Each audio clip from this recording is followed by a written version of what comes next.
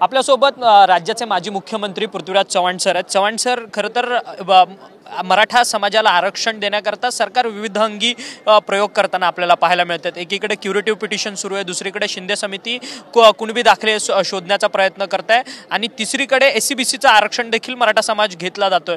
तुम्ही राज्याचे माजी मुख्यमंत्री राहिलेला आहात, तुम्हाला मराठा समाजाकरता राज्य सरकार अतिशय अधिक प्रयत्न करत आहे आणि इतर समाजाला डावलत आहे असं वाटत नाही? नाही, असं नाही। पण मराठा समाजाची मागणी आहे, मुख्यमंत्र्यांनी शपथ घेऊन सांगितलं की मी आरक्षण देणारच। त्या मुद्द्यावर आपण बोलूया। आता ते त्यांनी योग्य केलं नाही केलं ते त्यांना विचारा तुम्ही, किंवा त्यामुळं इतर समाजावर अन्याय होणार आहे का नाही यावेळी बोलणार नाही। त्यांनी मराठा समाजाला आरक्षण देतो, कुठल्याही इतरांच्यावर अन्याय न करता, धक्का न लावता आणि टिकेल कसं कायमस्वरूपी देतो असं आश्वासन दिलेलं आहे। आता ते काय आहे ते आम्हाला सांगा म्हणून सांगितलं। आता त्याच्यावर 2-3 पर्याय आहेत।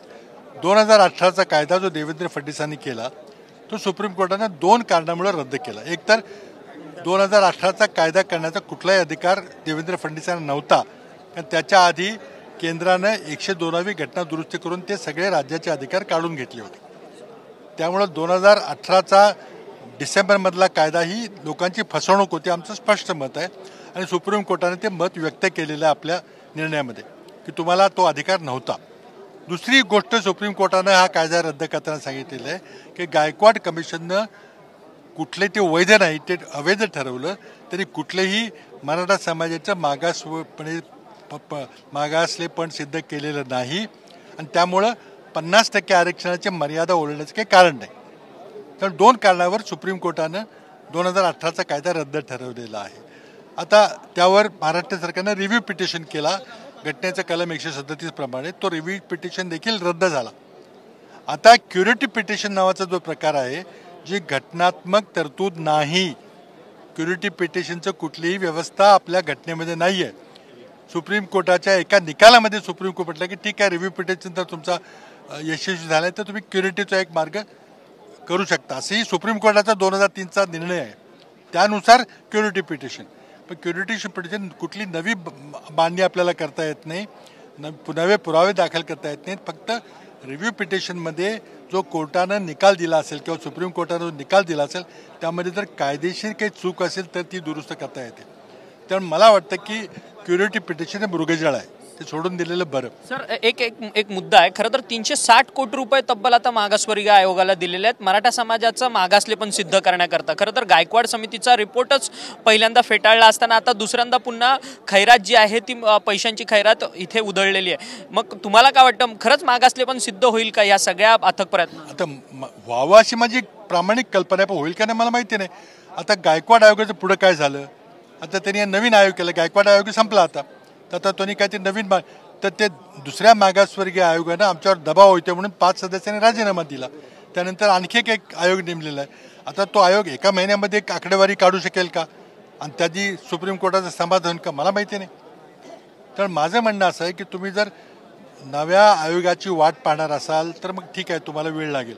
मग तुम्ही आंदोलकांना सांगा की नव्या आयोगाचे आकडेवारी आल्याशिवाय मी काही करू शकणार नाही, किंवा नव्या आयोगाची गरज नसेल तर तुम्ही परवा दिवशी ऑर्डिनन्स काढा ना, फेब्रुवारीची वाट का पाहताय?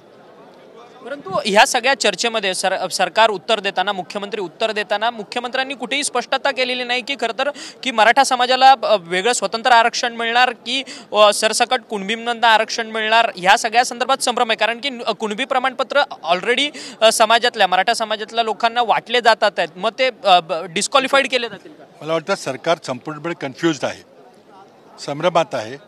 ते 3 डगरीवर हात ठेवत आहेत। एका बाजूला कुणबी प्रमाणपत्र देत आहे, दुसऱ्या बाजूला क्युरेटिव्ह पिटिशन होतोय का बघताय, आणि तिसऱ्या बाजूला नवीन कायदा, विशेष अधिवेशन नवीन कायदा म्हणतात। म्हणजे ते संपूर्णपणे कन्फ्युज्ड आहेत, किंवा त्यांचा plan A, plan B, plan C असू शकेल। पण आम्हीच त्यांना साधे प्रश्न विचारायचे होते आम्हाला, पण आम्हाला बोलू दिलं नाही तिथं अधिवेशनामध्ये, आणि मुख्यमंत्र्यांनी सर्व समाजाची घोर निराशा केलेली आहे। धन्यवाद, तुम्ही आमच्याशी बातचीत केली होती। राज्याचे माजी मुख्यमंत्री पृथ्वीराज चव्हाण यांनी स्पष्टपणे आपली भूमिका मांडली आहे की मराठा आरक्षणाच्या मुद्द्यावरून सरकार सध्या 3 दगडांवरती पाय ठेवू नये, त्यामुळे सरकार संभ्रमावस्थेत आहे, कोणालाही न्याय न देण्याच्या भूमिकेत सध्या सरकार काम करत आहे, अशी घणाघाती टीका जी आहे ती माजी मुख्यमंत्री पृथ्वीराज चव्हाण यांनी आपल्याशी बोलताना केलेली आहे। व्हिडिओ जर्नलिस्ट प्रेम मात्रेसह अक्षय मंगणी, TV9 मराठी, नागपूर।